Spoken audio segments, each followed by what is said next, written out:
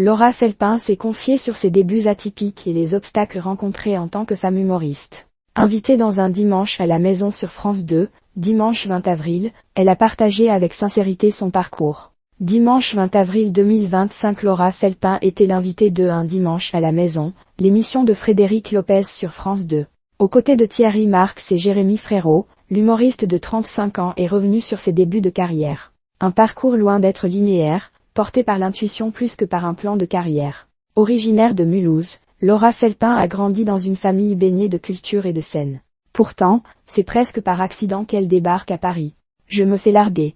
Je change toujours de ville dans ces cas-là, a-t-elle raconté avec légèreté. Sans objectif précis, elle s'inscrit comme jeune fille au pair. Un hasard l'amène chez une famille du boulevard Saint-Germain. Elle y garde 3 enfants pendant 1 an tout en suivant une école de voix off. C'est à ce moment que sa voix devient son premier outil de travail. Elle prête son timbre à des documentaires art, puis à des séries. J'ai fait des trucs dans Grey's Anatomy alors que je regarde depuis que j'ai 11 ans, confie-t-elle. Laura Felpin, il y a encore beaucoup d'hommes qui pensent que les femmes ne sont pas drôles. Un rêve de fan devenu réalité, c'était génial, a lancé celle qui a également révélé avoir fait du doublage dans la série Mentaliste.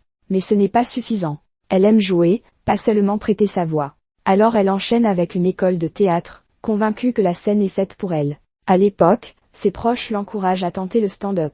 Elle essaye, notamment au Jamel Comedy Club.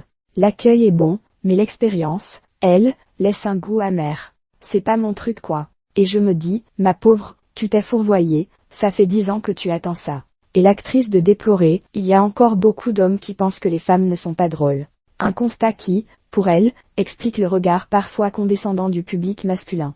Je comprends que si tu es une meuf, tu ne peux pas forcément faire des blagues sur la sexualité, sur tes règles. Elle choisit alors une autre voie. Un humour plus théâtral, à son image. Avant de monter sur scène, elle se fait remarquer sur les réseaux sociaux, par ses vidéos décalées et ses sketchs viraux.